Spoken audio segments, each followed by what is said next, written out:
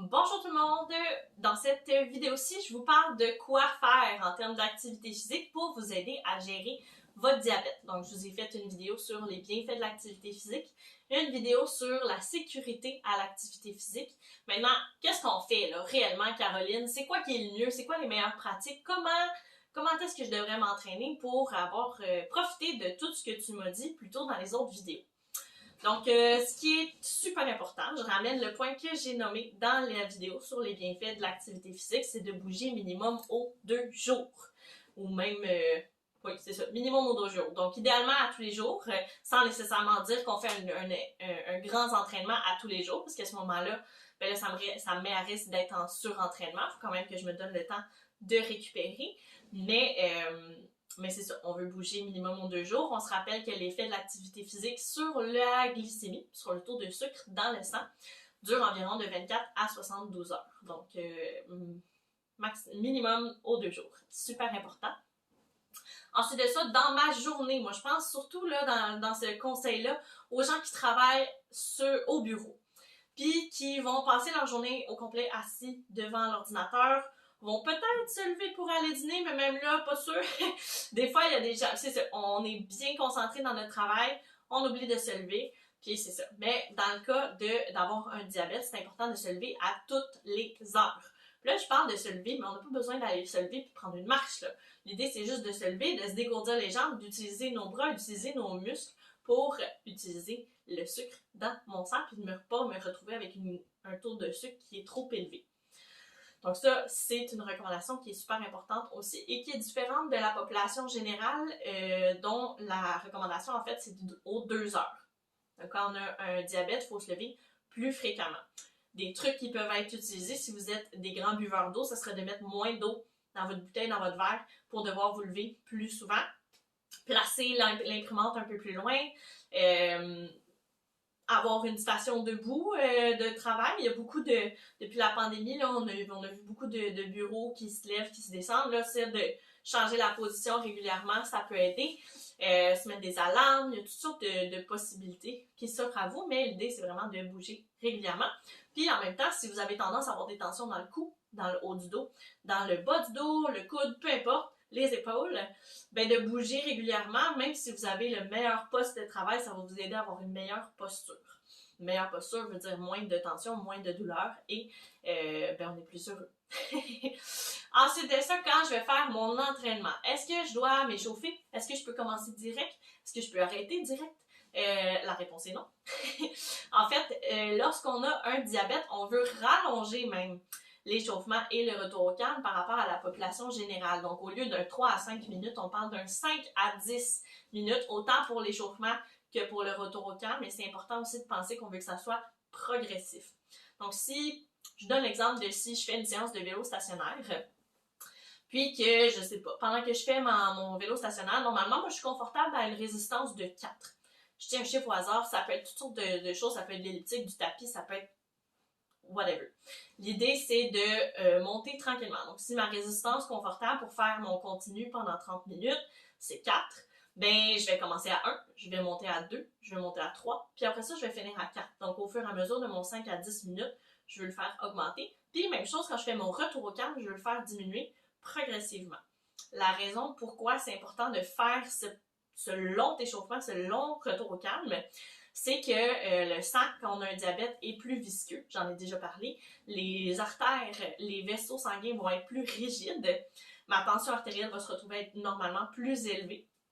Donc, à cause de toutes ces raisons-là, si je me mets à forcer d'un coup sec, ben là, ça va donner un gros choc sur mes vaisseaux. Puis pour mon cœur, de faire transporter ce sang-là dans mon corps, ça va être pas mal plus difficile. Puis la même chose à l'inverse, si j'arrête d'un coup sec, pendant l'effort, ce qu'il faut savoir, c'est que mes vaisseaux vont venir se dilater.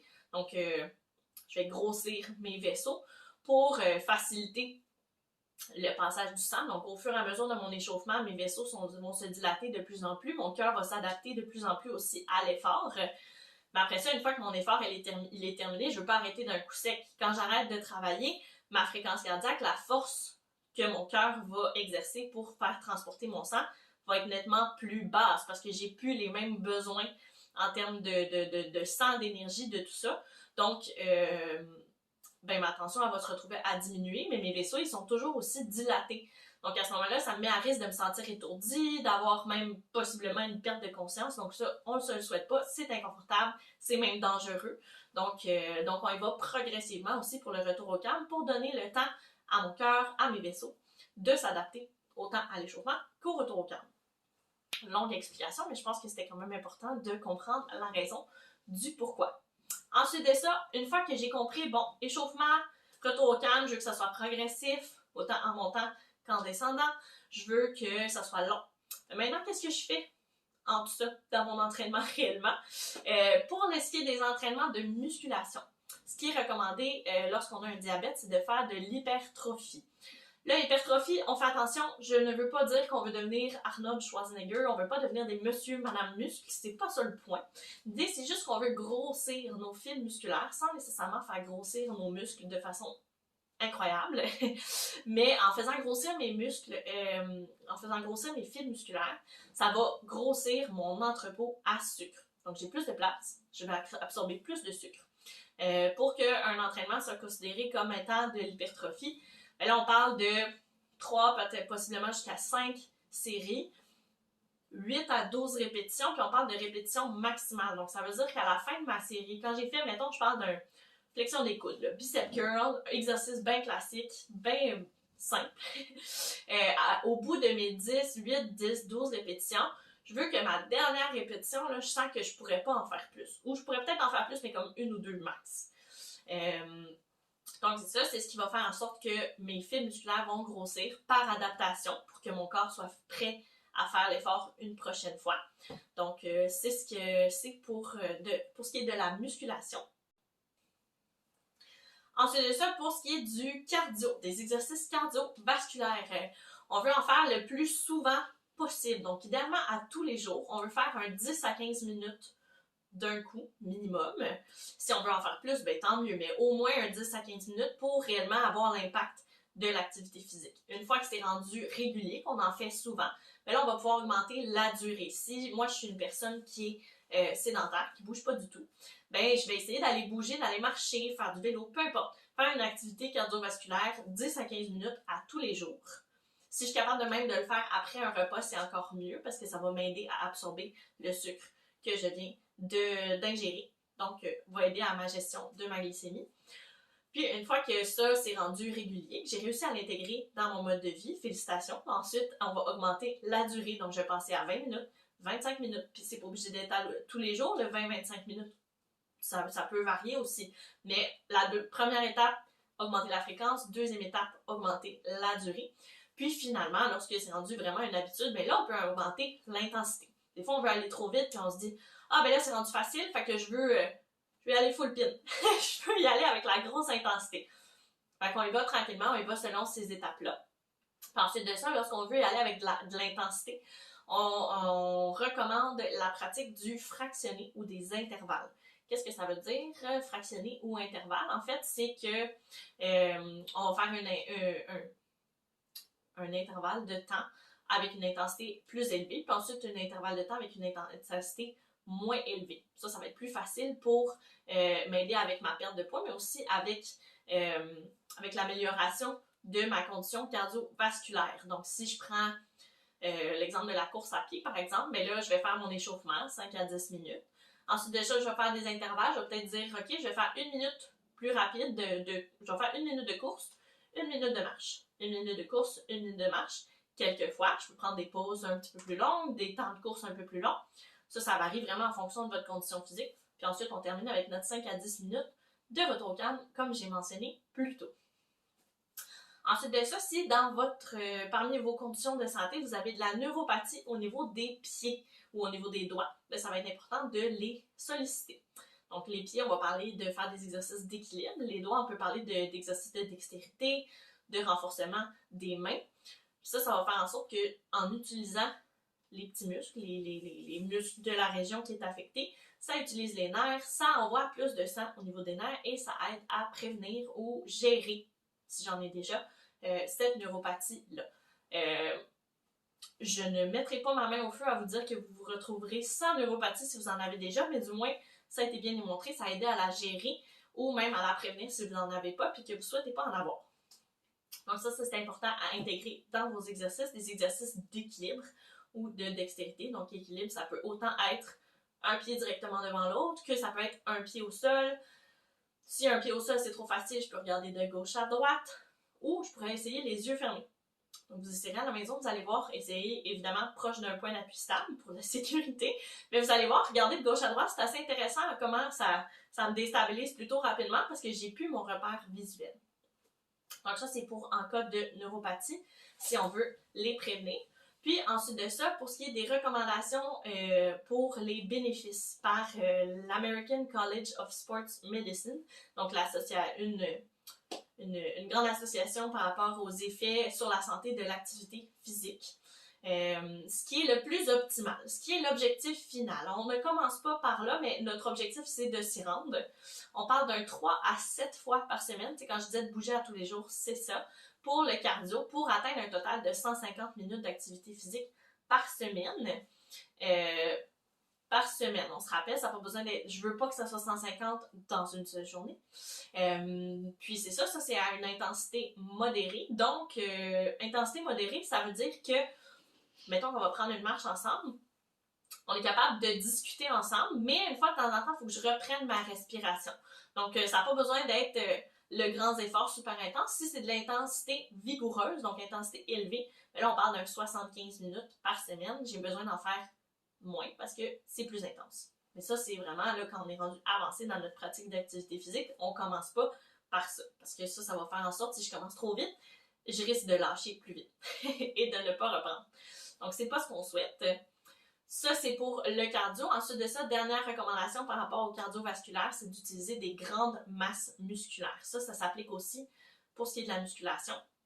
Donc, ça veut dire que je veux faire de la marche, de la course, du vélo, de la natation, de l'elliptique.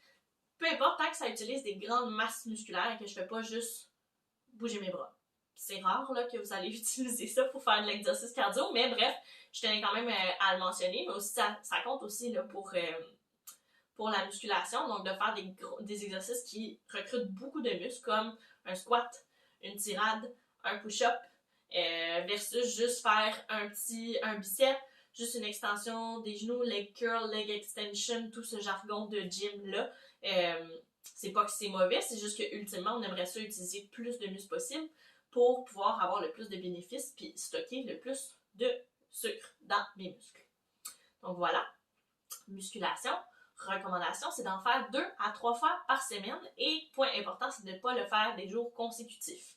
Il faut que je laisse le temps à mon corps de récupérer de l'effort, à mes muscles de recréer leurs fibres musculaires. Quand je fais de la musculation, surtout en termes d'hypertrophie, avec des répétitions maximales comme j'ai parlé tantôt, il va se créer des micro-déchirures. Rien de dangereux, ça ne veut pas dire que je me suis blessée, mais c'est une adaptation simplement. Puis après ça, pour réparer ces micro-déchirures-là, mon corps il va vouloir ramener ma fibre musculaire plus forte qu'elle l'était avant. Comme ça, la prochaine fois que je vais faire un effort comme ça, je vais être prête. C'est comme n'importe quoi. Là. Si je m'en vais faire une présentation orale, que je suis pas prête, je vais me préparer plus pour la prochaine. C'est un peu le même principe, c'est juste que là, c'est mon corps qui se prépare à mon prochain effort. Donc c'est cela pour ce qui est de la musculation. Puis, on fait 2 à 3 fois par semaine des étirements. Donc, souvent, ce qui est le plus utile, c'est de faire des étirements à la fin de ma musculation. Comme ça me fait un retour au calme qui pourrait aussi être une séance de cardio à la fin de la séance, dépendamment de ce que vous préférez. Mais souvent, on va aimer faire des étirements à la fin de la musculation. Il n'y a pas de bienfait particulier à faire les étirements après la musculation. Ça ne fait pas en sorte que je vais moins me blesser, ça ne fait pas en sorte que je vais être moins raquée. Mais il y en a certains, comme moi, qui vont sentir que si je ne m'étire pas, après ça, le lendemain, le surlendemain, je me sens plus courbaturée versus si je ne fais pas. Mais il y en a pour qui ça fait rien, puis scientifiquement parlant, on n'est pas capable de démontrer que les étirements aident à la prévention des courbatures. Donc, c'est important de les faire, simplement pour garder une bonne mobilité, une bonne fonction physique, une bonne condition physique générale. Mais c'est ça. Fait que si on est capable de les combiner à notre musculation, les faire à la fin de la séance, ça rend ça plus facile de les faire plutôt que de me dire, OK, là, lundi à vendredi, je fais 3 fois de la musculation, de mardi à samedi, je fais 3 fois des étirements, là, ça devient mêlant, puis là, ça prend bien de la place dans mon horaire. C'est compliqué, on veut que ça soit le plus simple possible pour s'aider avec la motivation. Donc, c'était ce que j'avais à vous donner en termes de recommandations pour qu'est-ce qu'il faut intégrer, qu'est-ce qu'il faut faire, c'est quoi le mieux qu'il faut faire dans vos séances d'activité physique. Si jamais vous avez des questions ou des commentaires, des choses que vous aimeriez qu'on rajoute dans les vidéos, n'hésitez pas à nous écrire, ça va me faire vraiment plaisir de les intégrer dans les prochaines vidéos. Moi, j'ai déjà des idées pour le restant de l'année, pour les prochaines vidéos. Mais si jamais vous avez des questions, ça me fait vraiment plaisir d'y répondre. Donc sur ce, je vous souhaite de passer une belle journée, puis on se revoit dans une prochaine vidéo.